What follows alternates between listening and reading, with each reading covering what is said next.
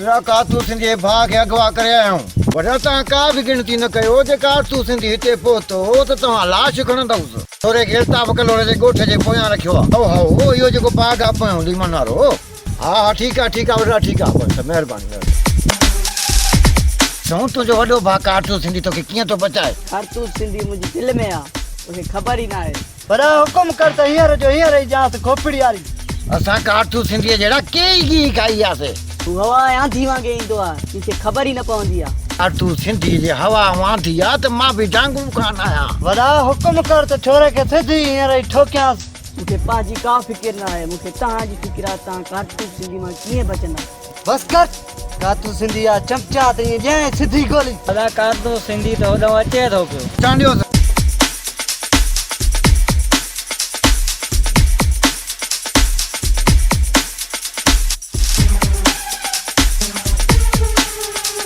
कल मुंहिंजे भाउ खे छो वठी आयो आहे? बेशक तुंहिंजे भाउ खे छॾींदासीं, पर शर्त हिकिड़ो आहे। वॾेरे जे ॿनीअ जे विच ते जेके तुंहिंजा टे जरे बि आहिनि न, उहे वॾेरे खे लिखी ॾे, पोइ तूं पंहिंजो भाउ भली वठी। ज़मीन मां जीजल आहे, मां जीजल खपाए बि न आहे। ज़मीन माउ आहे त असां माउ जी क़ीमत था ॾियूं। हक़ू कान कारतूस सिंधी तुंहिंजा कम जा न आहिनि लफ़्ज़। टे जरेब ज़मीन छा, हिकु टे सूत बि लिखी न ॾींदो मां। उहा ज़मीन मुंहिंजे अबे ॾाॾे जी आहे, न ते वॾेरे जो को हक़ न आहे। जेको असांखे वॾेरे चयो आहे उहो ई असां कंदासीं। ही मुंहिंजो हथ ॾिसी थो न, ही हथ न आहे, हथोड़ो आहे। लॻंदई उॾामी ईंदे तो मुंहिंजे भाउ जे मुंहं ते रत जा चुटा ॾेई मुंहिंजे अंदर में दाग़ रखियो आहे, मुंहिंजी दिलि खे ॾुखायो आहे। तुंहिंजे लाइ सुठो ऐं भलो मशवरो इहो आहे त मुंहिंजे भाउ मां हथ कढ। जे मुंहिंजे भाउ खे न छॾी न, गभा कंदो मां। कारतूस सिंधी तोखे ख़बर ई न आहे त असांजी असलियत छा आहे। तूं थो मूंखे पंहिंजी असलियत ॿुधाई, अचे त मां तोखे ॿुधायां तुंहिंजी असलियत छा आहे। मुंहिंजे भाउ खे तक में छॾ। हल पुटु तूं घर हल तूं। मां तोखे पंहिंजी असलियत ॾेखारियां, तुंहिंजी असलियत छा आहे।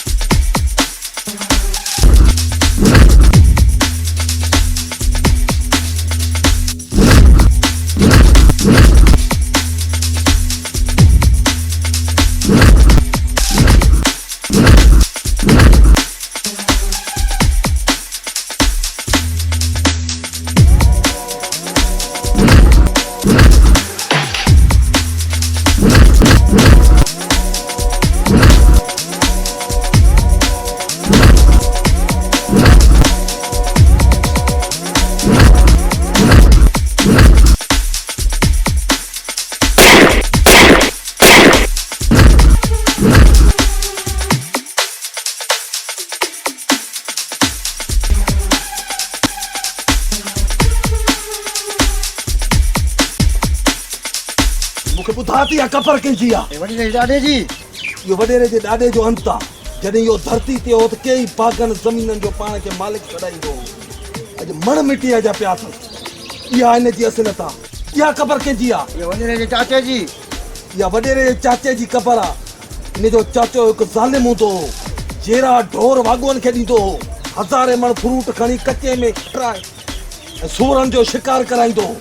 इहा हिन जी असलियत आहे। इहा क़बर कंहिंजी आहे? इहो वॾेरे जे वॾे भाउ जी। इहा वॾेरे जो भाउ हो जेको हिते हुकूमतूं कंदो हो, पंहिंजे वक़्त जो MPA हो। जीअं हुकुम कंदो हो ईअं अमल थींदो हो। ॾिस हिकिड़ी अकेली कोठीअ में कबर में पियो आहे। हुकूमतूं करे, ग़रीब आवाम ते राज ते ज़ुल्म करे, ज़्यादतूं करे, अॼु ज़मीन जे अंदरि पियो आहे। दरख जेको हींअर ज़िंदह वॾेरो आहे, इन जो बि आख़िरी अंजाम इहो आहे। इन जी बि असलियत इहा आहे। तुंहिंजा टई माण्हू मां वसल जनम करे आयो आहियां। तोखे ज़िंदह हिन लाइ थो छॾियां जो तोखे तौबा ताइब जो मौक़ो मिले, अस्तग़फ़िरुल्लाह जो मौक़ो मिले। हलो असलियत ॾेखारण आयो आहे पंहिंजी।